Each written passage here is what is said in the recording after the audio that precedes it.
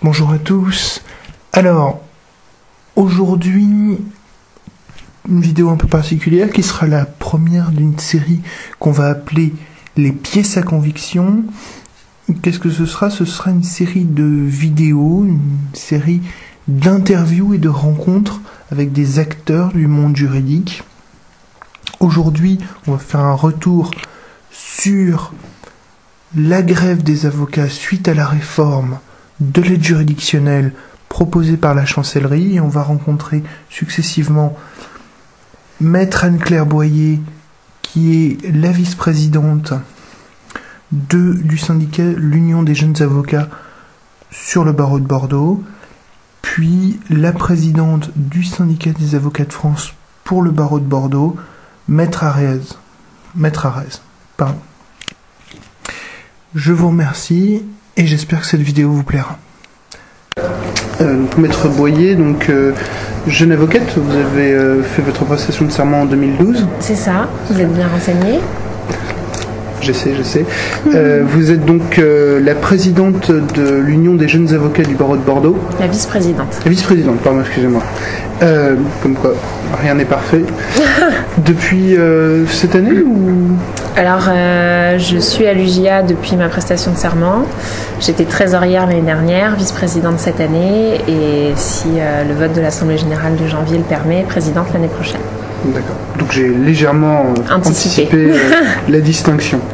Voilà. Donc, Maître, si je vous ai demandé cette interview, que je vous remercie d'accepter, c'était pour parler donc de la réforme qui avait été proposée par Madame la garde des Sceaux de l'aide juridictionnelle, et donc de la grève qui en a découlé, la grève des avocats, qui, vous me confirmez, a quand même été très suivie, puisqu'il me semble que 159 barreaux sur 164. C'est bien ça, la quasi-totalité des barreaux de France était mobilisée, et c'est historiquement le mouvement le plus suivi dans la profession. En 2000, il y avait déjà eu des fortes grèves, mais la profession n'était pas aussi mobilisée. Là, le CMB déclare que c'est la première fois dans l'histoire de la profession que la quasi-totalité des barreaux français sont d'une grève aussi importante. Oui, mais il me semble également que c'est la première fois que le barreau de Paris a déclaré une grève générale depuis quasiment sa création. Alors le barreau de Paris est toujours plus frileux que les barreaux de province à s'engager dans ce genre d'action.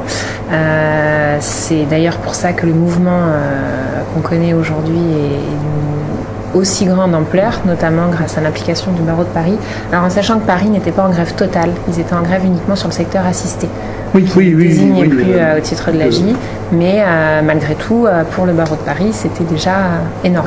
Oui, notamment, on avait eu des réactions assez vives par rapport au problème des comparaisons immédiates. Voilà. En secteur pénal, je crois que vous êtes pénaliste de formation. Notamment, mais voilà. Oui, Donc, en tout cas, que vous travaillez dans un cabinet qui est généraliste, mais qui a quand même un fort généraliste, moi je m'occupe du département pénal et famille.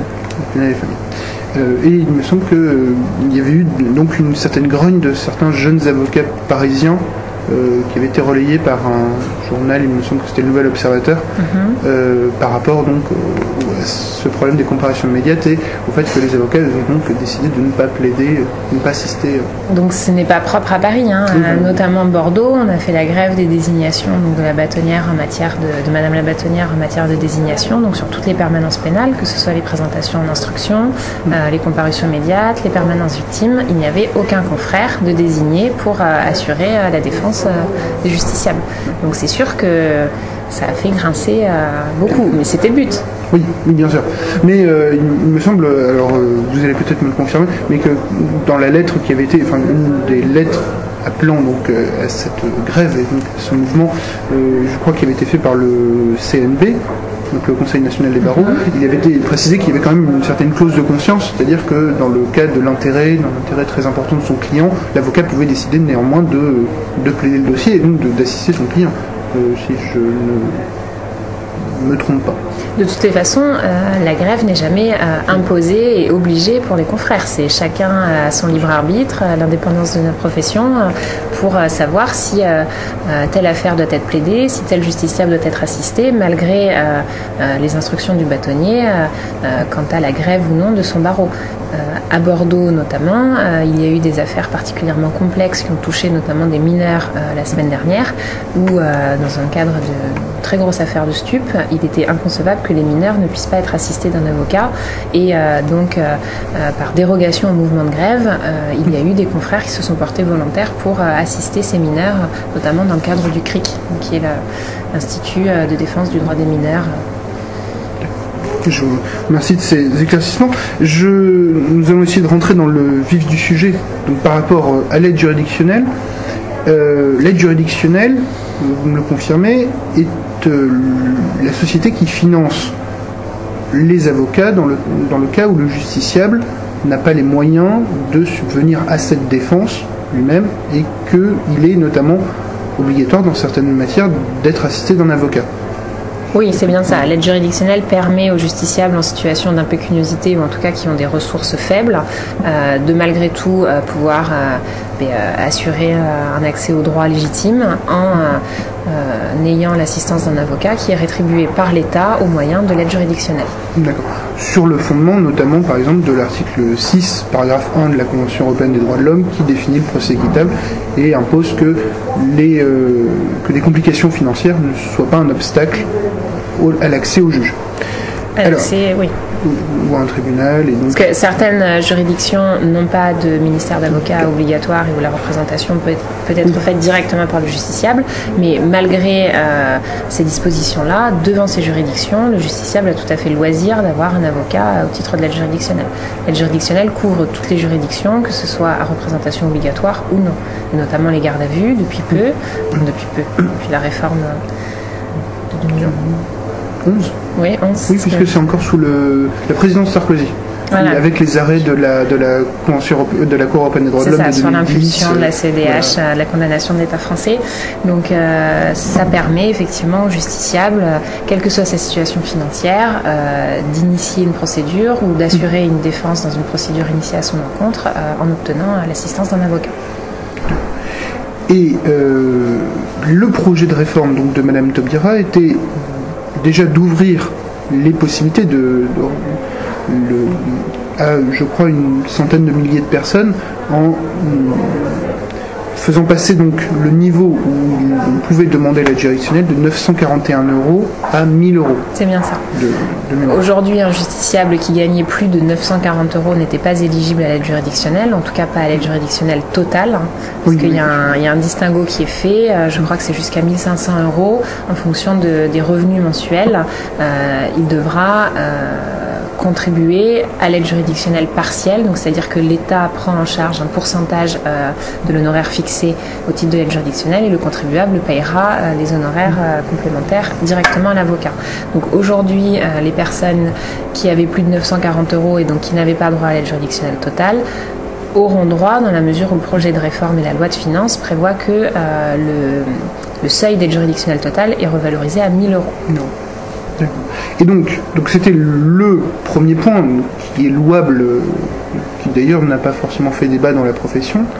L'autre point qui là par contre était demandé par une partie de la profession, c'était la revalorisation des UV, excusez-moi, des UV donc de l'aide juridictionnelle. Il faut expliquer en fait les UV, c'est ce qui permet de définir la rétribution de l'avocat sur un dossier d'aide juridictionnelle.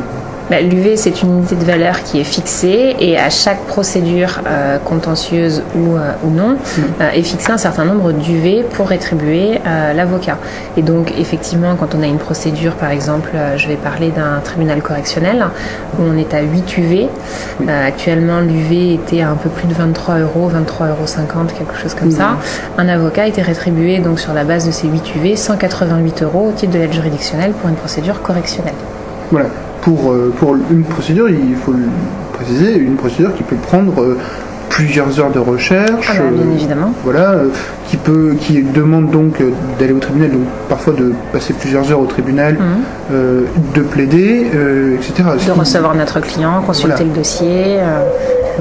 Un travail qui, clairement, n'est pas pris en compte, en tout cas en termes de quantité d'heures de travail, par rapport à ces différentes procédures. On sait qu'une procédure correctionnelle, ça peut être particulièrement lourd. Oui, pour avoir travaillé en cabinet, je le confirme.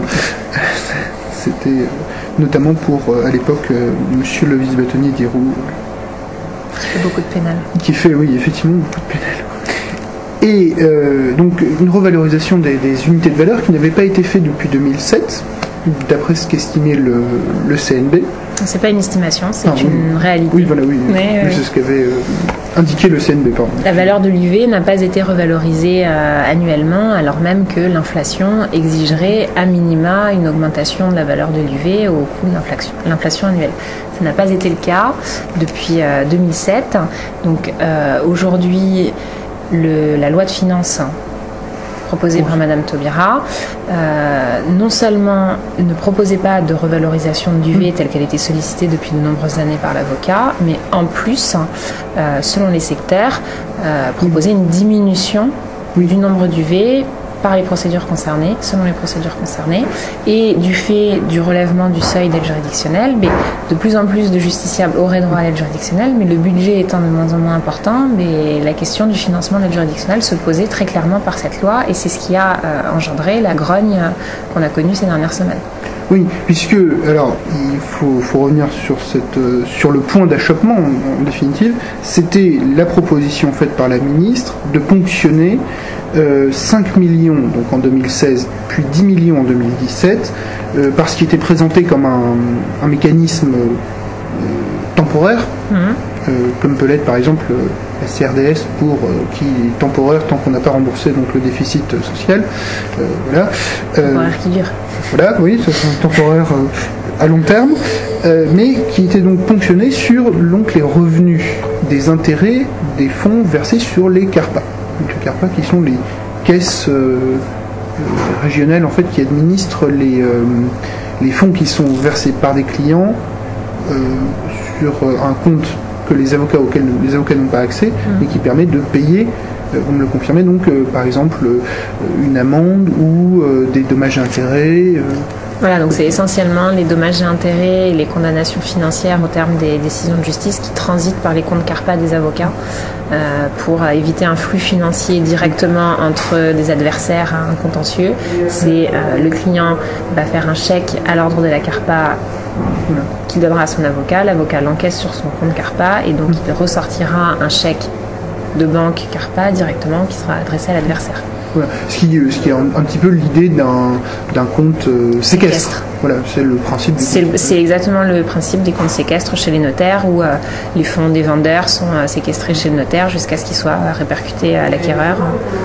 Et c'est ce qui permet, ces comptes CARPA permettent, puisque la CARPA gère avec une prudence qui est imposée par le règlement, mais gère donc ces fonds et permet d'avoir des intérêts qui permettent de financer notamment la formation professionnelle continue, par exemple au barreau de Paris, le fait qu'on puisse avoir des congés maternité pour les collaboratrices, etc. Et donc ça permet une aide à la profession. Et les intérêts générés par les fonds séquestrés en CARPA, parce qu'il faut savoir qu'un chèque déposé a un délai d'encaissement de 3 semaines. Donc c'est durant ces 3 semaines-là où les fonds encaissés vont générer intérêts et les intérêts vont effectivement servir à la profession, au financement déjà du fonctionnement même de la CARPA, des salariés de la CARPA et de toutes les annexes qui sont mises en place par la CARPA. Par exemple sur le barreau de Bordeaux, il y a des systèmes de permanence qui sont mis en place par la CARPA où à chaque audience, quand ce sont des renvois, tous les confrères ne sont pas obligés de venir à l'audience. Il y a un confrère sur place, donc appelé confrère carpiste, qui recevra les informations de tous ses confrères en amont et le jour de l'audience qui représentera l'ensemble des confrères. Donc ça a un coût. Ça permet un fonctionnement facilité et accéléré des contentieux et des dossiers, mais effectivement c'est pris en charge du coup par la CARPA. Et donc, cette proposition, puisque en fait, ce qui était financé, donc ce qui était prévu, c'est une augmentation du budget de l'aide juridictionnelle de 375 millions, donc à l'heure actuelle en 2015, à 400 millions pour 2016. Le problème, c'est qu'il bien sûr, il y avait un coût, et ce que proposait la garde des Sceaux, si j'ai bien compris, c'était de ponctionner donc une partie des comptes CARPA pour pouvoir payer en partie cette augmentation. Et c'est là que les avocats donc ont élevé la voix pour refuser cette proposition. Et on a élevé la voix, et à juste titre, parce qu'en fait, là, la ministre demandait aux avocats de contribuer à hauteur de 15 millions au titre de l'aide juridictionnelle, en sachant que l'aide juridictionnelle, c'est un service public, c'est l'accès au droit garanti pour tous, donc c'est quand même un service public qui doit être payé par l'État, et aujourd'hui on demandait aux avocats de le financer, donc à hauteur de 15 millions, c'est pas anodin. On nous présentait ça comme une mesure transitoire, mais on sait tous ce que cela aura impliqué dès que 2017 aurait été passé, ça aurait été très certainement prolongé.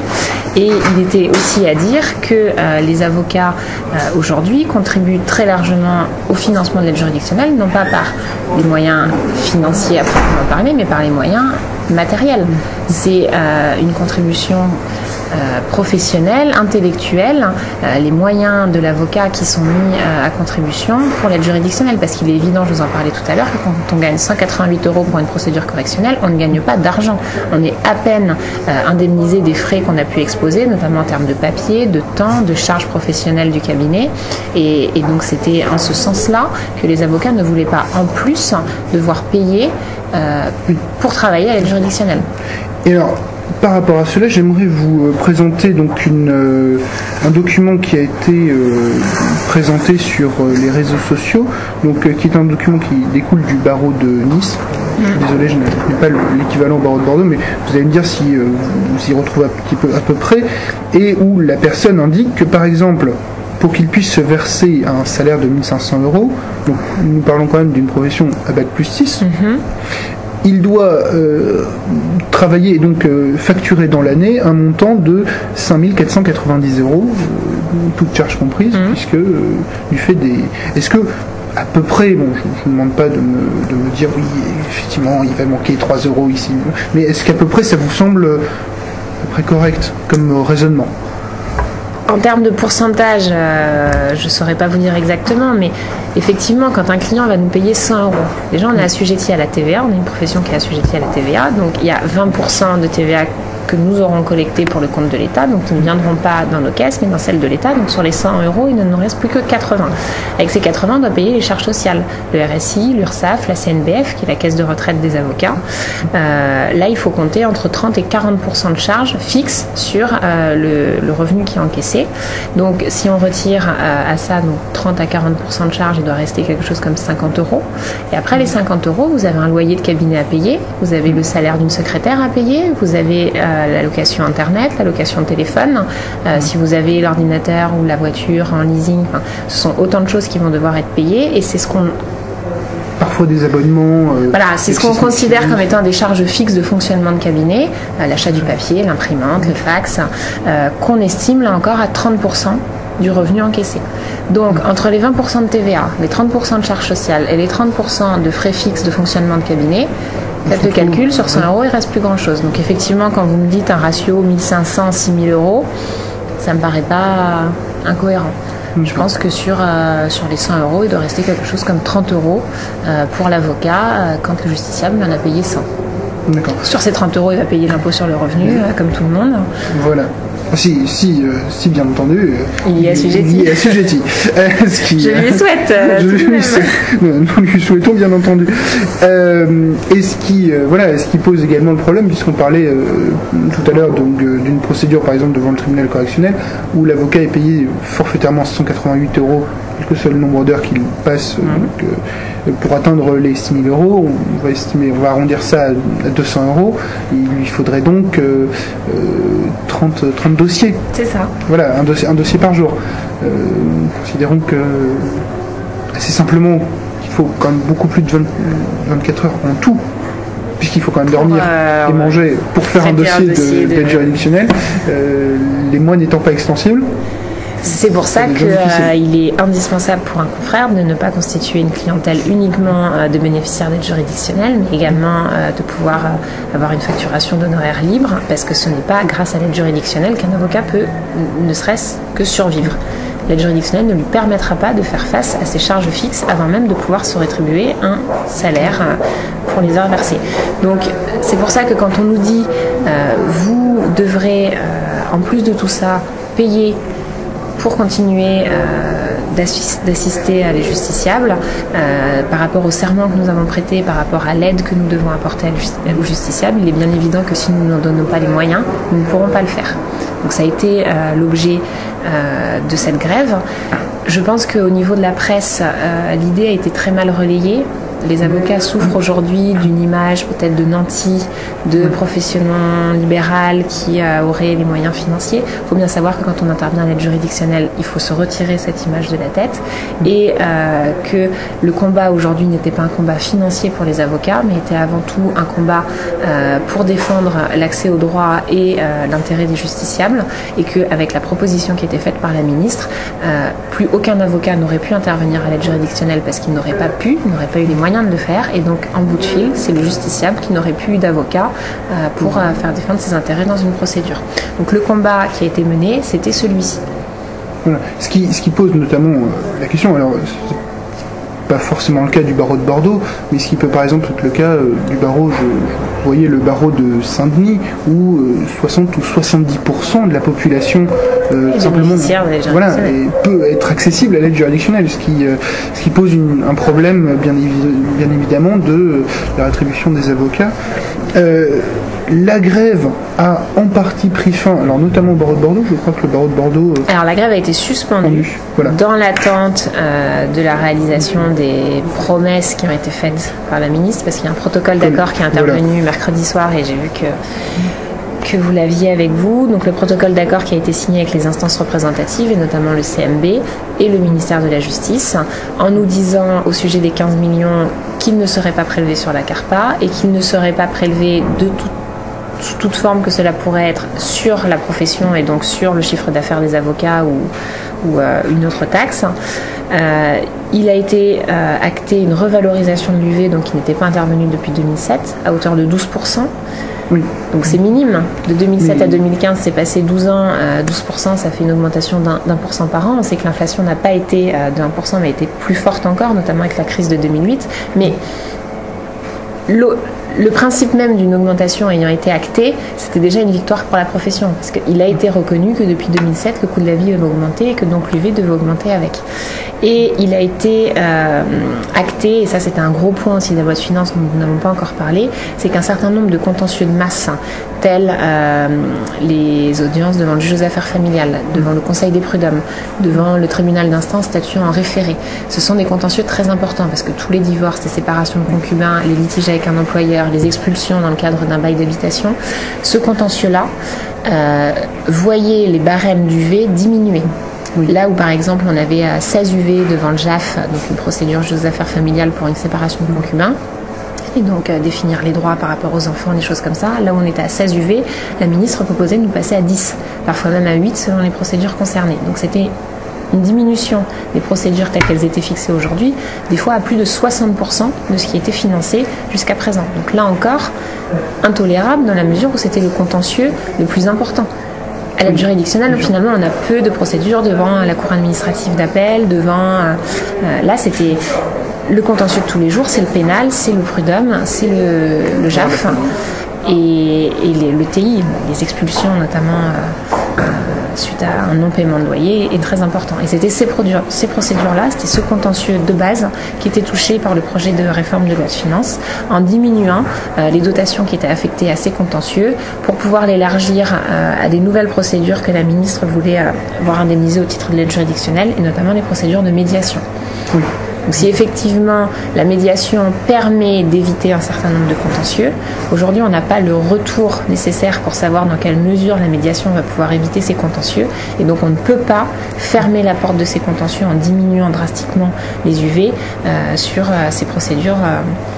Sachant qu'on sait notamment en matière de divorce que le contentieux est souvent personnel, avec des des rancœurs personnelles qui sont difficilement accessibles à une médiation. Évidemment. Voilà, sauf dans le cas, bien entendu, du divorce en consentement mutuel, un divorce en consentement mutuel qui va quand même beaucoup plus vite. Oui, mais ce que vous dites est vrai aussi pour la procédure prud'homale. La procédure prud'homale inclut en elle-même une phase de conciliation.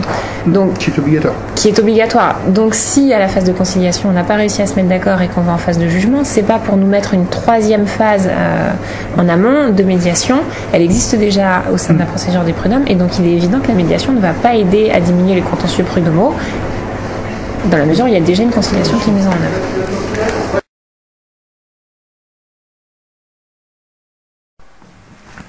Bonjour maître Arez. Vous êtes avocate au barreau de Bordeaux depuis 2004 et votre prestation de serment.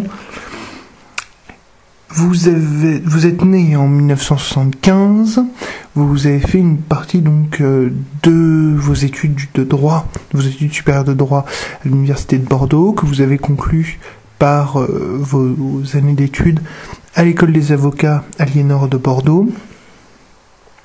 Et vous êtes donc la présidente du syndicat des avocats de France pour la section bordelaise. Si je vous ai donc demandé cette interview, c'était pour pouvoir discuter de la grève des professions juridiques et de la profession des avocats par rapport à la réforme de l'aide juridictionnelle proposée par la chancellerie.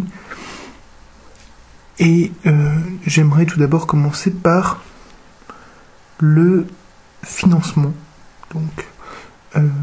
de l'aide juridictionnelle. Fonctionnement pour bien que les personnes comprennent sur la question de la participation de la profession donc à l'aide juridictionnelle, sur l'acceptation des dossiers. Voilà, donc un avocat n'est pas contraint par la loi d'accepter de travailler à l'aide juridictionnelle. C'est lui qui accepte ou qui refuse. À partir du moment où il accepte un dossier à l'aide juridictionnelle, il travaille son dossier à l'aide juridictionnelle normalement. En revanche, il est rétribué par l'État de façon forfaitaire, sans rapport avec le coût réel du dossier, c'est-à-dire sa complexité ou le temps qu'il y passe. Donc il participe comme ça en nature à l'aide juridictionnelle en acceptant de prêter son concours pour des sommes en deçà du seuil de rentabilité d'un cabinet d'avocats.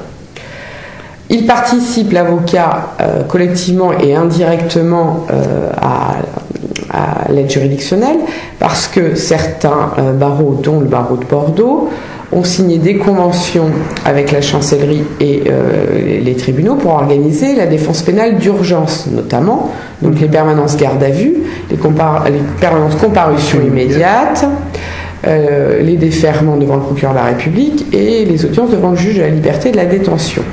Ce système permet aux magistrats d'avoir toujours, et aux policiers, d'avoir toujours sous le coude, un avocat commis d'office au cas où le justiciable n'en connaisse pas. Oui, c'est le fameux, si vous n'avez pas d'avocat, vous en commettre un office. Voilà, nous pouvons vous en commettre un office. Voilà. Et donc là, il y a une liste édictée par le bâtonnier avec un système de permanence et nous savons que tel jour, nous pouvons être appelés en tant qu'avocat commis d'office. Nous l'acceptons, c'est sur la base du volontariat. Donc quand on est commis d'office, on intervient et l'État nous rétribue. Mais l'organisation de ces permanences, qui pour Bordeaux monopolise 3 secrétaires ennemis de l'ordre des avocats, puisqu'il faut quand même récupérer le dossier, prévenir l'avocat. Voilà, organiser les plannings, informer la juridiction de ce que c'est cet avocat qui est de permanence ce jour-là, gérer les dossiers de commission d'office, donner une attestation de fin de mission qui permet à l'avocat en fin de mission de se faire rétribuer, verser les fonds à l'avocat de cette rétribution. Tout ça, c'est les ordres qui le financent. Il le finance par les dotations aides juridictionnelles que verse l'État sur les fonds CARPA. Oui. Donc la CARPA, qui est une association Oui, c'est en quelque sorte en fait la gestion de comptes séquestres. Voilà, c'est des fonds voilà. Sur les fonds, car l'argent que l'on gagne pour nos clients, quand on gagne un contentieux prud'homal, qu'on obtient des dommages et intérêts, ces fonds-là transitent sur les fonds CARPA. Mais les dotations de l'aide juridictionnelle que nous verse l'État transitent également sur ces fonds CARPA. Oui, pendant une période de 3 semaines généralement, génèrent des intérêts par des placements prudents, précise, et permettent en fait de lever des fonds qui vont permettre par exemple de financer, je ne sais pas moi, la formation, les écoles d'avocats. Les écoles d'avocats, mais aussi les œuvres sociales des barreaux. Oui. Quand on a un confrère en grande difficulté. Oui, ou par exemple au barreau de Paris, les congés maternité des collaboratrices. Exactement. Donc voilà en quoi nous finançons déjà en partie le système d'aide juridictionnelle, à la fois en nature et en argent, puisque ce sont grâce à ces dotations, les intérêts rapportés par les dotations d'AJ versées sur nos fonds CARPA, que nous pouvons organiser toutes ces permanences à l'intention des justiciables et qui facilitent grandement la tâche des magistrats. Et alors, juste avant de rentrer dans le détail de la réforme, il a été porté donc via les réseaux sociaux à la connaissance d'un certain nombre d'étudiants en droit. Ce tableau qui est présenté, alors c'est sur le c'est pour je crois le barreau de Nîmes, voilà. Oui. Alors, qui précise par exemple, si l'avocat entend se verser un revenu net de 1 500 €, qu'il doit à peu près récolter environ 5 500 €. Puisque la personne considère la TVA, toutes les charges, etc. Est-ce que vous, en tant qu'avocate chevronnée, vous pouvez à peu près me dire si ça correspond à peu près à la réalité, ou si vous... Je dis pas contester, mais si vous avez pas une idée... À titre personnel, j'ai sans doute moins de charges de cabinet que les confrères qui ont établi cette grille. En fait, tout dépend en réalité de la structure du cabinet. Il est certain que les charges d'un cabinet d'avocats sont beaucoup plus importantes quand on a du personnel, quand on a plusieurs secrétaires, quand on est propriétaire des locaux où qu'on verse des loyers. Donc voilà. Donc c'est vrai que c'est très compliqué de donner un ordre de grandeur des charges d'un cabinet d'avocats, mais en tout cas, ce qu'on peut dire de façon générale, parce que ça ressort de chiffres officiels de l'UNCA et d'études sur la profession, c'est qu'un cabinet d'avocats, quand on est installé à son compte, sur 100 €, on ne perçoit que 40, puisqu'on a en moyenne 60% de charges. Voilà. Ce qui quand même limite de manière relativement importante l'idée qui a pu être véhiculée parfois par la presse ces derniers temps d'une profession de nantis qui s'oppose. Bien sûr. Notre profession est très très disparate.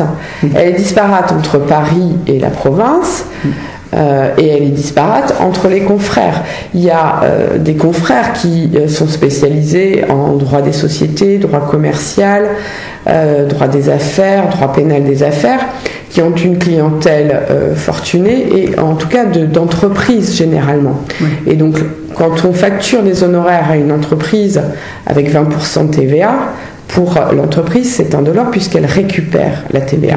Oui. En revanche, quand on facture un honoraire à un particulier auquel on ajoute les 20% auxquels nous sont soumis également du TVA, pour lui, c'est pas du tout indolore. Et donc, ça contraint les confrères à réduire un petit peu leurs honoraires, parce que quand on ajoute 20%, le justiciable moyen qui n'a pas beaucoup d'argent, il saute au plafond.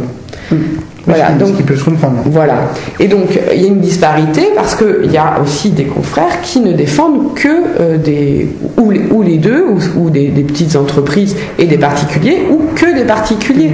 Et donc, quand Madame Taubira nous explique qu'il y a une grande disparité sur le poids, la charge de l'aide juridictionnelle entre confrères, entre ceux qui n'en font jamais et ceux qui ne font que ça, ce n'est pas une volonté des confrères de ne faire que de l'aide juridictionnelle ou de ne pas en faire du tout. C'est un problème de contentieux.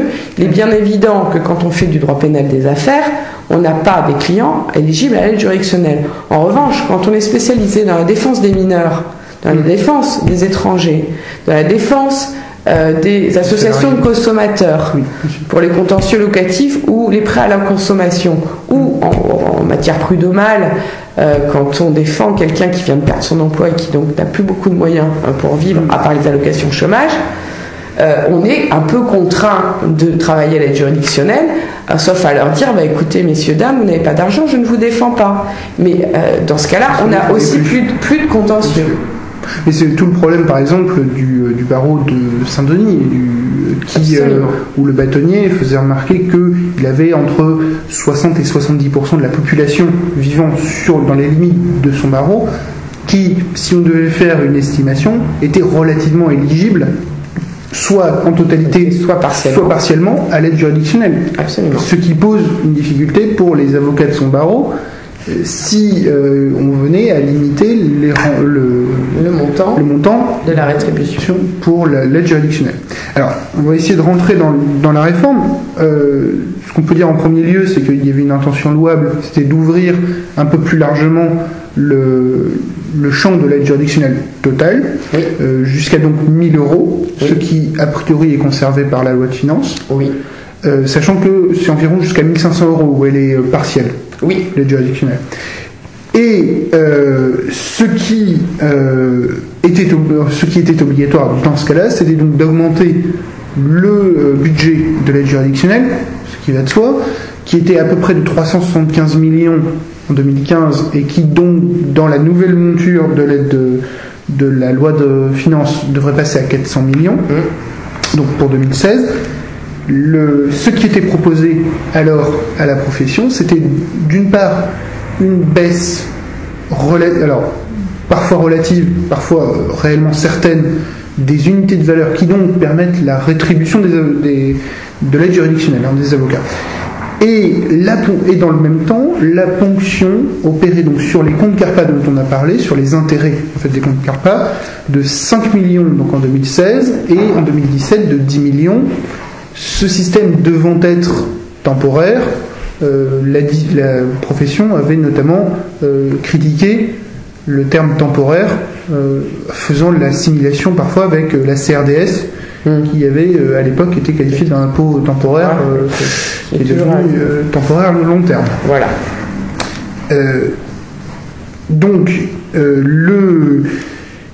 Simplement, pour revenir sur cette question des unités de valeur, donc pour les comptes CARPA, ça a été abandonné, la ponction. Pour les unités de valeur, il y a eu un total retournement de situation, puisqu'en fait, pour la première fois depuis 2007, et donc malgré le fait qu'il y ait eu une inflation entre les deux, donc là, l'inflation n'a jamais été prise en compte, mais pour la première fois depuis 2007, il y a eu une revalorisation des unités de valeur d'à peu près 12%. Voilà. Qui correspond à la période de l'absence de revalorisation entre 2007 et 2015. Voilà, environ d'ailleurs, puisque à peu près 2% d'inflation par an depuis 2007, ça fait à peu près 16% d'inflation. 12%, c'est un tout petit peu en dessous. C'est toujours ça de plus, dirons-nous. Est-ce que vous pouvez simplement nous expliquer ce système d'unité de valeur? Alors, pour peut-être même vous montrer. Tout en il est un peu vieux, mais on peut être procédure civile. Ah oui, je pourrais trouver dans le livre. Voilà, vous trouverez dans le code de procédure civile les dispositions relatives aux avocats du décret du 27 novembre 91. Alors il faudrait un truc à jour, mais et dans cette partie, il y a un tableau des UV par procédure. Donc la réforme, elle prévoyait deux choses. Elle prévoyait une baisse d'UV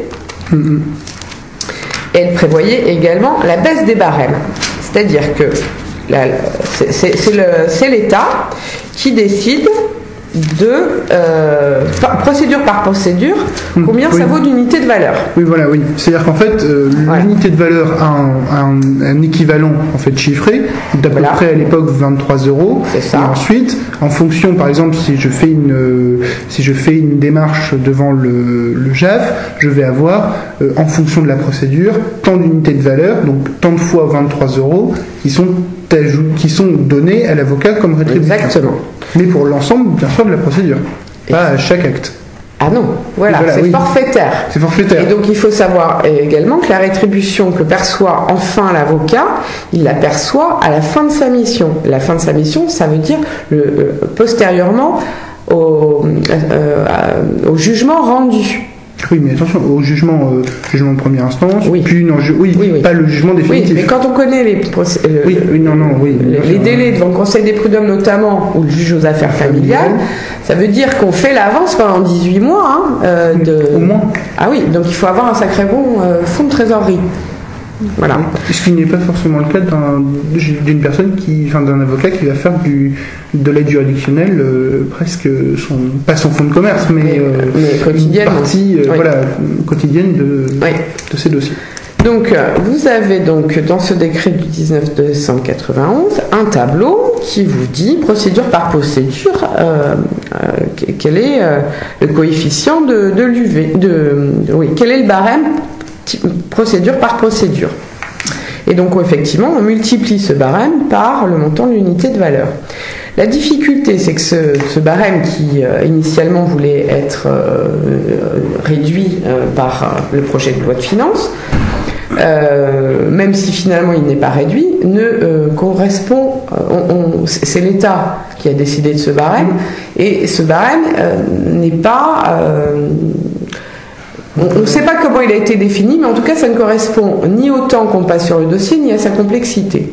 Et donc on constate qu'il y a des missions qui sont à peu près correctement indemnisées parce que le nombre d'unités de valeur correspondantes sont pas trop faibles, et puis d'autres, par exemple les procédures devant le juge d'application des peines, là c'est rémunéré sur la base de 2 UV. Donc sur un UV de 23 €, ça vous fait 46 € pour assister un justiciable devant le juge d'application des peines.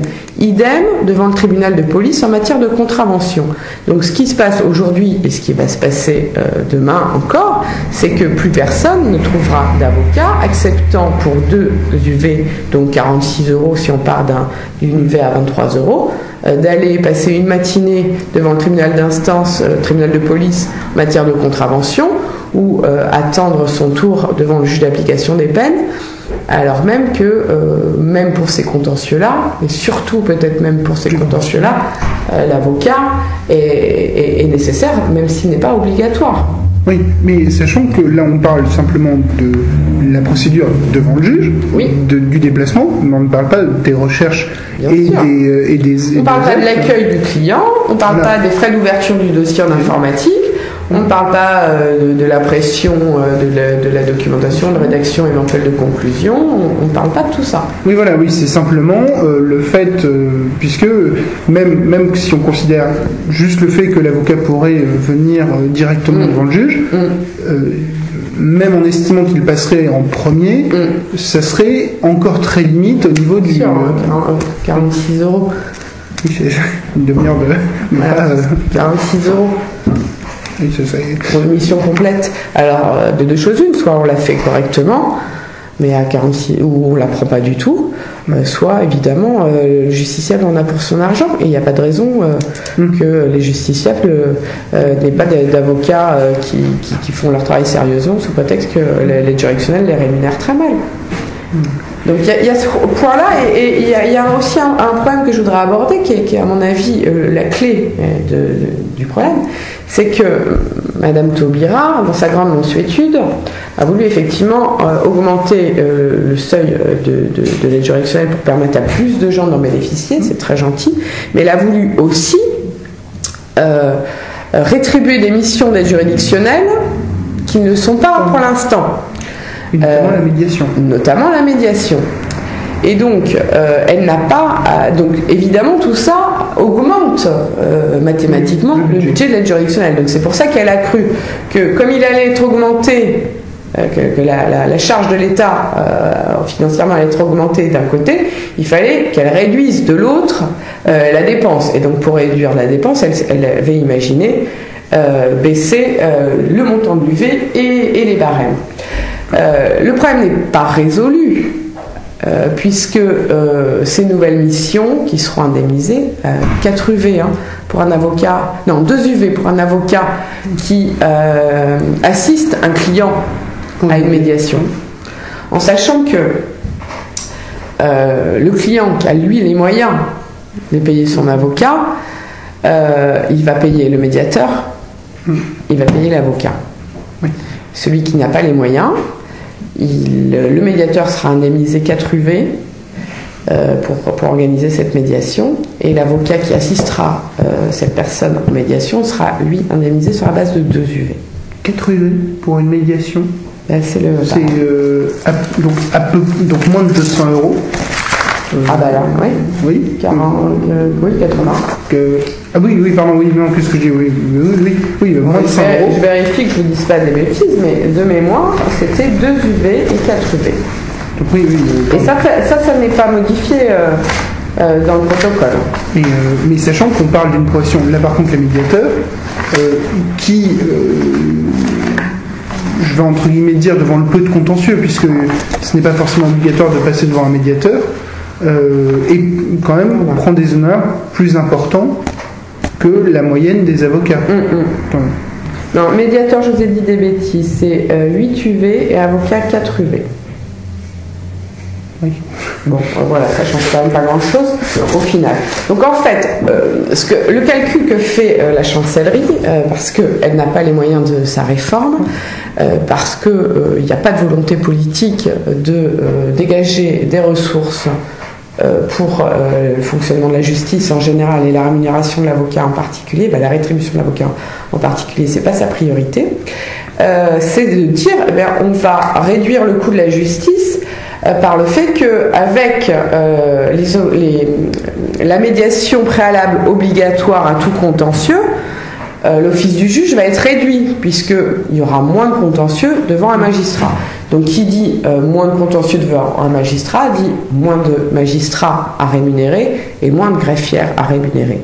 Et donc grâce à ces économies-là, ils se disent on va financer comme ça les nouvelles missions. Sauf qu'on n'a actuellement aucune étude qui permette d'attester de cette... Est-ce que ça va fonctionner, est-ce que la médiation va fonctionner? Est-ce que ça va réduire réellement la saisine du juge? Et est-ce que surtout ça ne va pas priver en réalité le justiciable de l'accès à un juge? Parce que donc le justiciable qui a les moyens de payer un médiateur, il va le payer, puis il va pas vouloir de la médiation, il va aller jusque devant le juge. Et donc là, il faudra qu'il repaye. Alors qu'un justiciable qui, lui, n'a pas de moyens, il va se contenter d'une médiation, il va abandonner le recours au juge, parce que ça lui coûte trop d'argent. Bien sûr. Et sachant qu'en plus, si on peut entre guillemets l'ajouter, aujourd'hui, on peut estimer à peu près raisonnablement que s'il y a un problème pour la justice française, c'est sur le nombre de juges et de greffiers compétents, bien entendu, bien formés dans le système, et pas forcément sur le... Alors, bien entendu, par extension, sur le nombre d'affaires, mais parce que on donne un trop grand nombre d'affaires à un trop petit nombre de juges, et non pas parce que les affaires sont trop complexes pour des juges pas forcément très bien formés. C'est plutôt... Nous avons des juges plutôt bien formés, plutôt très compétents. De très grande qualité. Mais pas assez nombreux. Mais pas assez nombreux, et des personnels de greffe pas assez nombreux également. Ce qui fait qu'il y a effectivement un engorgement des tribunaux. Alors cet engorgement, il vient sans doute, et sans conteste, du manque de magistrats et de greffières, de la suppression, grâce à Mme Rachida Dati, d'un certain nombre de tribunaux de grande instance et de tribunaux d'instance, et il vient aussi de cette frénésie législative Oui. Qui fait que tous les jours, quasiment, il faut racheter un code, quel qu'il soit. Parce qu'on dit que le code du travail est très épais. Je vous recommande de regarder le code de procédure pénale. Je vous recommande de regarder... Voilà. Je l'ai. Le code fiscal est très bien aussi. Également. Bon, totalement illisible. Voilà, on se moque un petit peu de la tête du monde. Oui, mais c'est... Donc voilà, donc c'est eux, c'est nos parlementaires, nos gouvernements qui sont épris de nouvelles législations sans arrêt, qui ne font que modifier sans arrêt, ce qui inquiète tout le monde, et qui ne permet pas une sécurité juridique et une confiance en l'avenir. Et dans le même temps, après, ils essaient de trouver des moyens pour désengorger les tribunaux parce que les justiciables saisissent à tout va, pense-t-il. Mais si les choses étaient beaucoup plus claires, plus simples et un peu plus gravées dans le marbre, j'imagine qu'il y aurait un petit peu moins de contentieux. Alors, juste pour rebondir sur vos propos, je lisais il y a quelque temps maintenant, c'était lorsque le projet d'ordonnance avait été publié, le papier d'une personne, un article d'une personne qui travaille au Cridon, les notaires, et qui indiquait que la réforme par ordonnance du droit des obligations allait amener, selon lui, une dizaine, voire une quinzaine, pour certaines questions, années d'insécurité juridique, du fait que parfois la réforme a été mal pensée, mais aussi qu'elle vient à contre-temps d'une tradition juridique en matière de droits et des obligations, qu'on peut réformer sur certains points, bien entendu, ça fait quand même 200 ans, donc il y a certaines choses qui n'ont pas été prévues. Possible. Voilà, logique, dirons-nous. Portalis et les autres n'étaient pas forcément des voyants, enfin j'espère. Mais surtout que ça allait obliger la Cour de cassation à réexpliquer des choses qu'elle avait expliquées antérieurement et qui n'ont pas comprises. Oui, il va y avoir des problèmes d'interprétation, c'est certain. Et donc, qui dit problème d'interprétation, dit contentieux. Excusez-moi.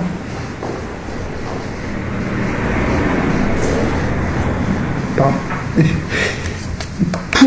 Pour en terminer sur la question de la réforme de l'aide juridictionnelle, donc un accord a été trouvé entre le CNB et le ministère de la Justice par un protocole donc, du 28 octobre qui, d'après le CNB et le barreau de Paris, devrait théoriquement permettre la fin de la grève, qui a été suspendue par exemple au barreau de Bordeaux en attente de négociations ultérieures.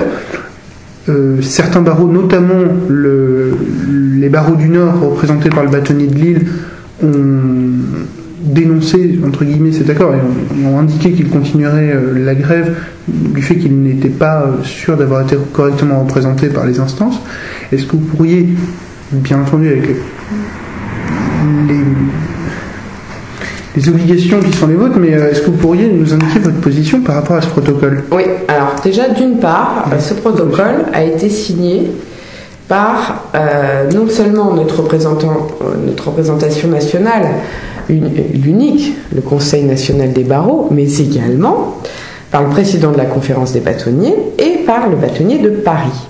Qui sont vice-présidents du CNB, je crois, de fait, ou quelque chose comme ça enfin, oui, mais je crois qu'on aurait pu se contenter d'un seul interlocuteur, puisque voilà, le CNB est censé représenter l'ensemble de la profession. Bon. En tout cas, pour ce qui concerne le bâtonnier de Paris, on comprend, parce qu'il représente un certain nombre de confrères, qu'il signe cet accord, mais c'est la seule raison puisqu'il n'est il ne représente pas l'ensemble des avocats français, mais uniquement ceux de Paris.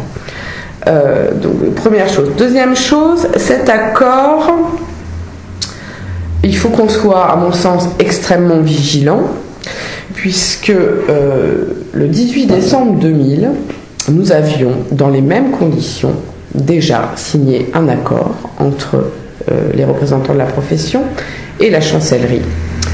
Accord qui à l'époque déjà socialiste. D'accord. Absolument, c'était Elisabeth Guigou. Voilà, sous le gouvernement Jospin. Exactement.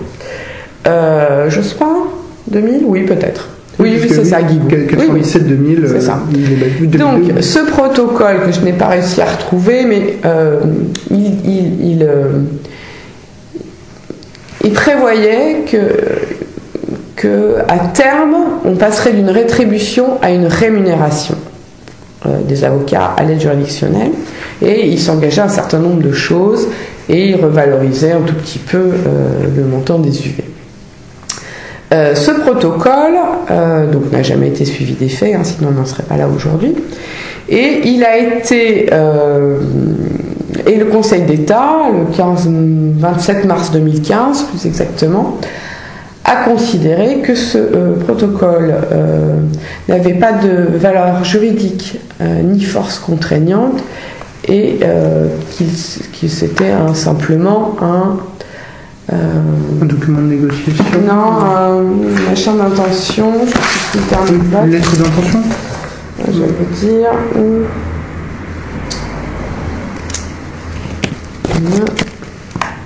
Un exposé d'intention. Voilà la valeur juridique selon le Conseil d'État du protocole de 2000. Bon, donc je ne vois pas comment le Conseil d'État se dédierait à propos de l'accord que nous avons signé donc le 28 octobre prochain. Donc pour ma part, tant qu'il n'a pas été intégré dans la loi de finances, ce protocole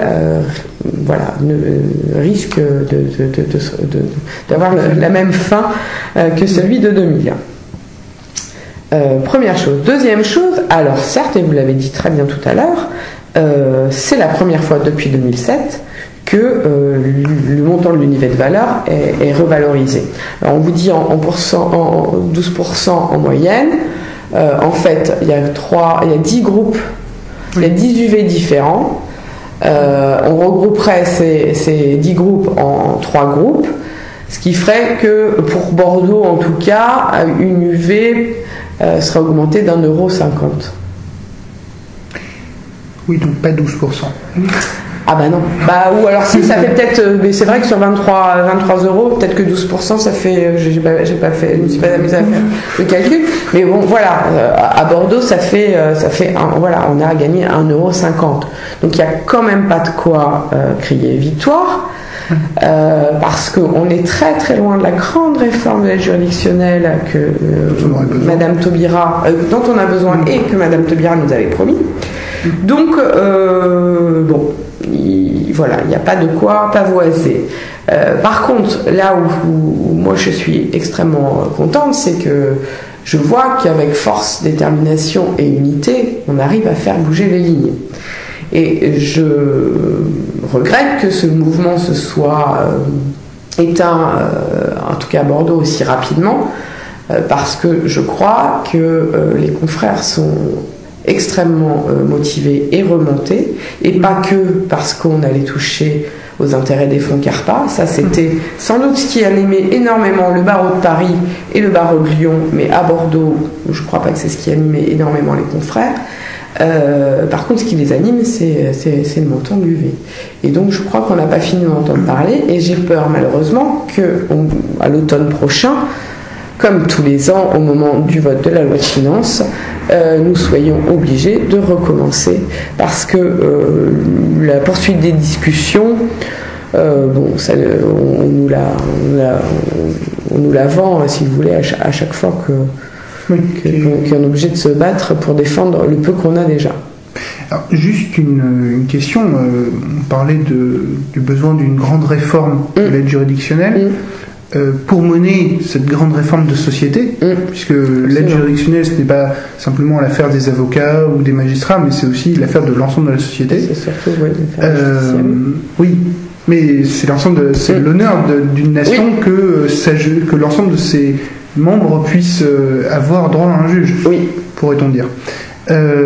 N'a-t-on pas besoin, à votre avis, pour mener cette grande réforme, si ce n'est d'un grand président de la République, mais au moins d'un grand ministre de la Justice, comme on n'en a peut-être pas forcément eu depuis... Je crois qu'on a surtout besoin d'argent pour la mener, cette grande réforme, et que l'argent visiblement, le gouvernement n'en a pas, ou en tout état de cause, il ne veut pas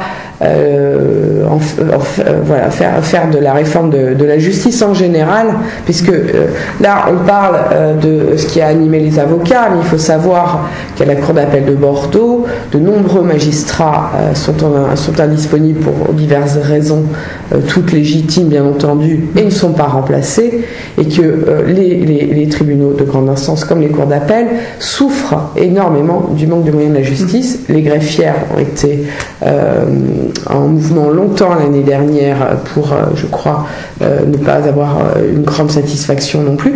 Donc voilà, c'est une question de choix politique, de priorité de budget.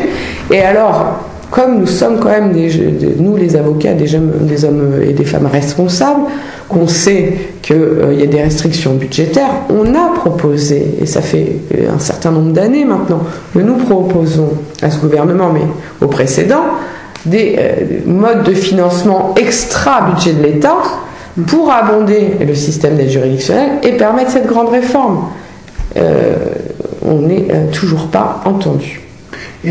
Donc ce qui va se passer, je crois, à terme, c'est qu'ils vont créer un grand fonds de péréquation dans lequel toutes les professions du droit seront prélevées pour financer l'aide juridictionnelle. Donc on passe ainsi d'une solidarité nationale collective censée profiter à tout le monde et donc être financée par tout le monde via des impôts directs ou indirects, à une solidarité privée, individuelle, parce qu'il faut prendre une assurance protection juridique quand on en a les moyens, et parce que juste un corps professionnel de la société va abonder. Ce qui en définitive va rendre le fait que pour pouvoir exercer son métier, l'avocat, quand il fera de l'aide juridictionnelle, en fait l'avocat va devoir donner de l'argent pour qu'on lui rende de l'argent. Exactement, mais c'est ce qui se passe déjà puisque c'est financé par nos impôts, donc comme on paye des impôts, voilà, mais encore de façon encore plus prégnante. Voilà, et plus voyante. Une dernière question par rapport au mouvement des avocats cet automne. En définitive, les magistrats, le syndicat de la magistrature a appelé à soutenir les avocats, suite surtout à diverses propos ou polémiques qui ont pu avoir lieu dans certains barreaux entre les avocats et certains magistrats. Pensez-vous qu'il était effectivement souhaitable et qu'il était presque normal que les magistrats soutiennent les avocats, comme les avocats ont souvent par le passé soutenu les magistrats, parce que ceux-ci ont émis... Alors, on a eu le soutien immédiat du syndicat de la magistrature, et on a eu dans un premier temps également le soutien de l'union, de l'USM, de l'union des syndicats, non, l'USM... L'Union syndicale des magistrats, vous vérifierez, je vous vérifie tout de suite. USM, qu'est-ce que ça veut dire? Il y a deux grands syndicats. Oui, effectivement, mais... Il y a le SM, syndicat de la magistrature, et l'USM, qui veut dire USM, Union syndicale des magistrats. Donc, voilà. Le syndicat de la magistrature poursuit son soutien.